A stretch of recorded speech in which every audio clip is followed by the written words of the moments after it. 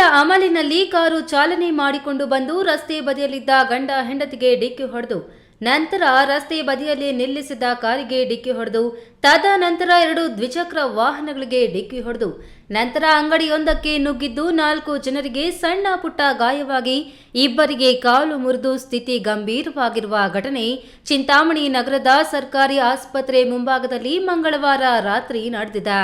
Car ಡಿಕ್ಕಿಯಾಗಿ ಕಾಲು ಮುರಿದುಕೊಂಡಿರುವ ಗಂಡ ಹೆಂಡತಿ ಚಿಂತಾಮಣಿ ನಗರದ ಮೆಹಬೂಬ್ ನಗರದ ನಿವಾಸಿಗಳಾದ ಇಮ್ರಾನ್ ಹಾಗೂ ಸಲ್ಮಾರ್ ಅವರಾಗಿದ್ದು, ಇವರಿಬ್ಬರು ಗಂಡ ಹೆಂಡತಿಯಾಗಿದ್ದು ಆಸ್ಪತ್ರೆಗೆ ಹೋಗಿ ಗಜಾನನ ವೃತ್ತದಲ್ಲಿ ಮನೆಗೆ ತೆರಳುತ್ತಿದ್ದಾಗ ಕಾರಿನ ಚಾಲಕ ಸೊಣ್ಣಶೆಟ್ಟಿಹಳ್ಳಿ ನಿವಾಸಿ ಹರೀಶ್ ಕುಡಿದ ಅಮಲಿನಲ್ಲಿ ಅತಿ ವೇಗ ಹಾಗೂ ಅಜಾಗರೂಕತೆಯಿಂದ ಬಂದು ಡಿಕ್ಕಿ ಹೊಡೆದ ಪರಿಣಾಮ ಈ ಘಟನೆ ನಡೆದಿದೆ.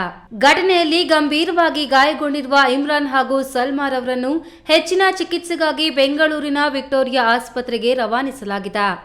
ಗಾಯಗೊಂಡವರು ಚಿಂತಾಮಣಿ ತಾಲೂಕು ಗಂಡ್ರಗಾನಹಳ್ಳಿ ಗ್ರಾಮದ ಸೈಯದ್ ಅಲ್ತಾಫ್, ಸೈಯದ್ ರಫೀಕ್, ಚಿಂತಾಮಣಿ ನಗರದ ಮಹಮ್ಮದ್ ಜಿಲಾನ್ ಹಾಗೂ ಅಬ್ದುಲ್ ಸಮದ್ ಆಗಿದ್ದಾರೆ.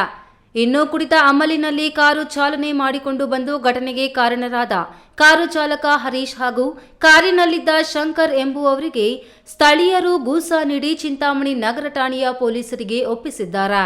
ವಿಷಯ ತಿಳಿದ ಕೂಡಲೇ ಸ್ಥಳಕ್ಕೆ ಚಿಂತಾಮಣಿ ನಗರ ಠಾಣೆಯ ಪೊಲೀಸರು ಸ್ಥಳಕ್ಕೆ ಭೇಟಿ ನೀಡಿ ಸ್ಥಳ ಪರಿಶೀಲನೆ ನಡೆಸಿ ಮುಂದಿನ ಕ್ರಮ ಕೈಗೊಂಡಿದ್ದಾರೆ.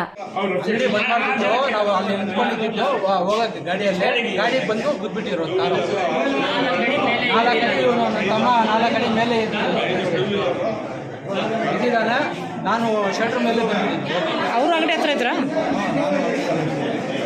ಯಾವ ಥರ ಬಂತು?